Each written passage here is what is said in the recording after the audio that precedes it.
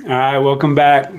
I like the thumbs up. I like the response emojis. So thank you for doing and letting me know you're out there. That really helps. And just so everyone knows too, I have a screen right here, and that's the reason I'm looking over. That's how I can see me and I can see the questions coming in. So I'm not ignoring it.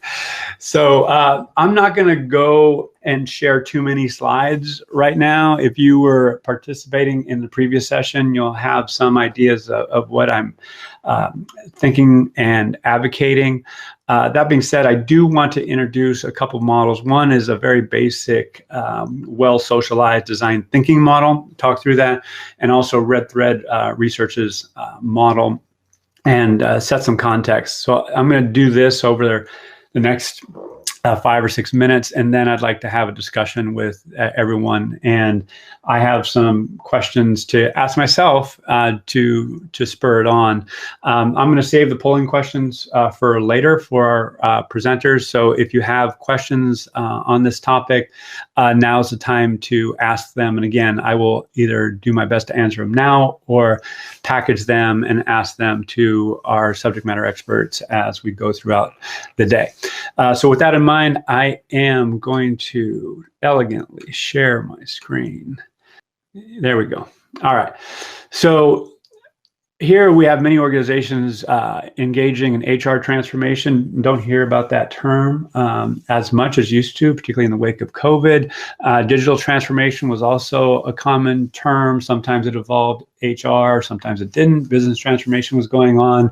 We had IT transformation going on. And all this, at least to me, meant that we were transforming the way we worked. Now, this was the trend pre-COVID, and then COVID happened. And so now we're coming up on a year of dealing with this. And from a workforce or workplace strategy standpoint, it's actually been a real good thing. And I'll say that it is silver lining because now we're bringing very diverse groups together, namely facilities and HR and legal and IT together to design what the work is going to look like, how it's going to get done, who's going to do it, which is something that I've been jumping up and down about for many years. And just not to say that I'm the clairvoyant guy, but there's also, Josh Bersin was talking about it, McKinsey, Willard Stowers Watson, many others were talking about the need for new management models before COVID. And now we have this opportunity with this massive disruption to create new management models. For me, this is what employee experience is that we're consciously creating culture and customer connection by putting the employee first, because after all, they're the ones who are generating the customer experiences in many cases. And if not, they're generating the products that are in turn consumed by customers. So with that in mind, design thinking has been tossed up in conjunction with employee experience for quite some time.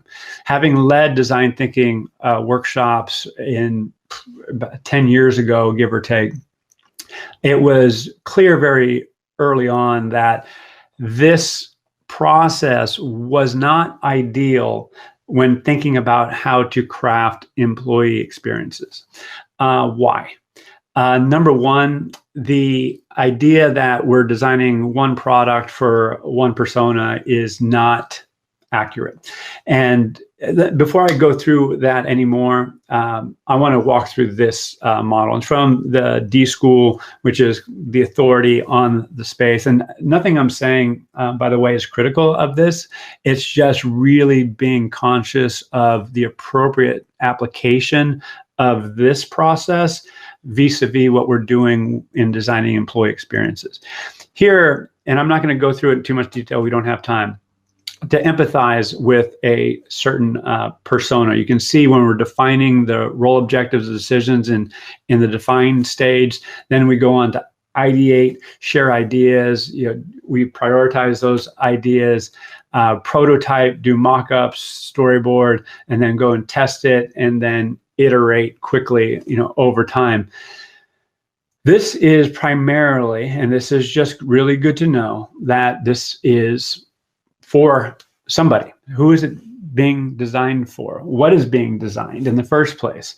For whom is it being designed? Why is it being designed? What are the benefits of those who are going to use it? For how long will the benefits be realized? These are very basic questions we all need to be asking, whether we're creating a product or creating a set of experiences for a set of personas. The key call out is this: designing ongoing multi-dimensional experiences for numerous personas is a very different exercise. Very different than designing occasionally used monodimensional products for a singular targeted persona. Now, again, you can have this, you can think on it. And when I say monodimensional products, that implies that it only has one function.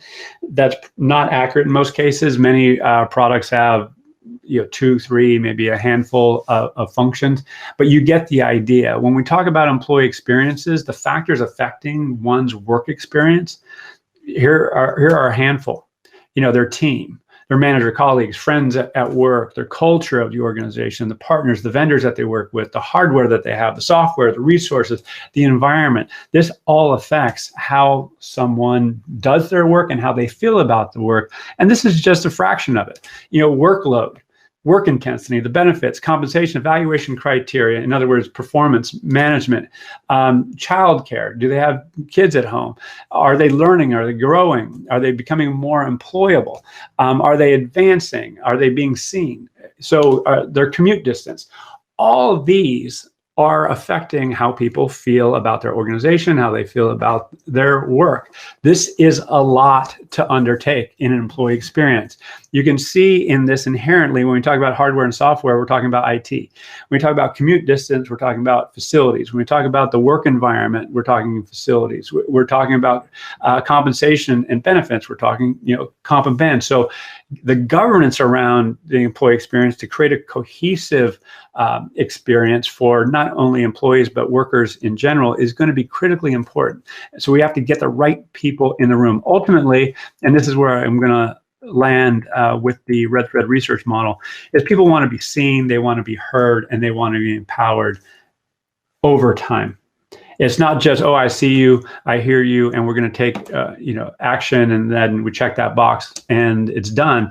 No, this has to be a constant dialogue, and like, hey, this is working, this is not. And this is not only at the persona level. Ideally, we're going to get to a point where it's going to be at the individual level as well. How do you see people?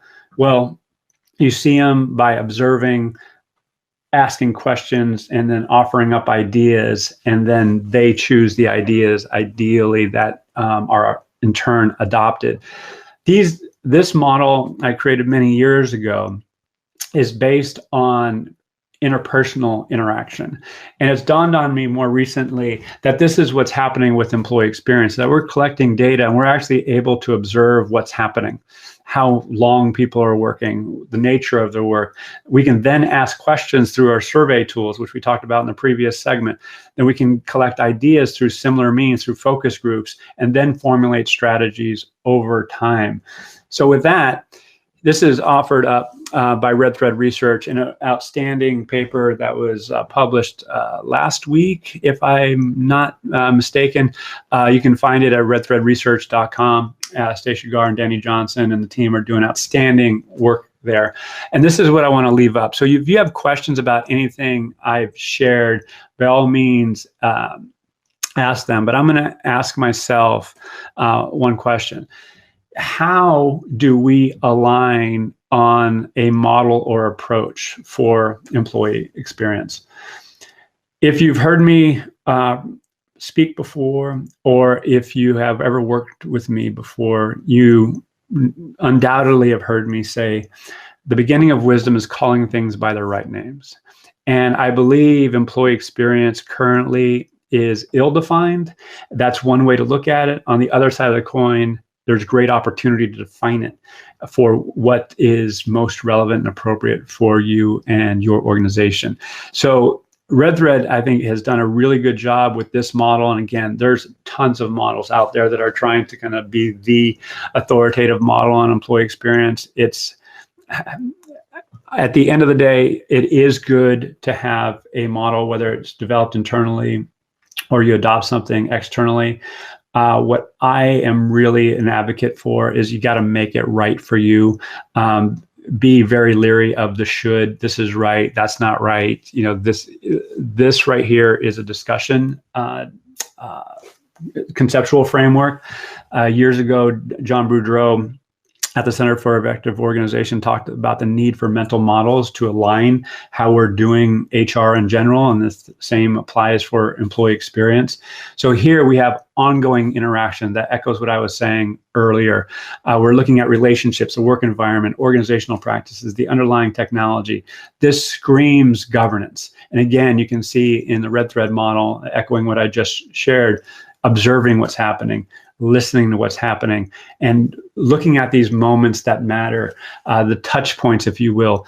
Ultimately, and this is where I want to land, is that we are creating stories. Many have tried to define culture as something that is put on the wall or any other definitions of culture. For me, cultures are the stories that people tell themselves and others about their experience at work. That's really the culture. And employee experience provides the opportunity to consciously create your culture and then do check-ins to determine if you're actually delivering on the promise, if you're delivering on your intention. So keep that in mind. With that, I'm going to turn it over and check over here to see if there are any questions. And if there are not, I have one more for myself. Let's see. I can see. If you can give me a thumbs up or a little icon to let me know that you're out there still. Victor, I see you. Thanks for joining. Appreciate it. All right.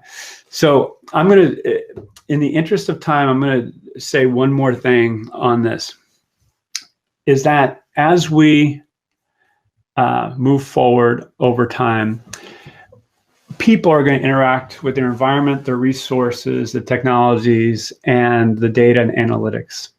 And they're also going to interact with people. And so does the experience that they have, does it align with what is actually hoped, what is actually in place? Keeping that in mind as we go through today, and you just think about employee experience, the employee value proposition, which that concept has been around for 20 plus years, this is now realizing it after the fact. It's not just putting forth a promise to the market, to prospective employees, to existing employees. It's actually monitoring whether or not we're delivering on it and improving on it. To emphasize a point, this is not just interpersonal interaction, it's the environment, it's the resources, which goes back to Microsoft Viva and others who are providing employee experience platform. That is a technology-centric approach, but it needs a governing framework. And that's what the Red Thread research model and what we're talking about here is all about. We need to not let the vendors guide this initiative. We need to have our own purpose behind this, and this is to be created. So with that, I am going to wrap, and I am going to take a quick break, and then we're going to come back with Samantha Woods, who will be joining us from Paris, and we'll continue on with the day. So thanks for being here. Appreciate you.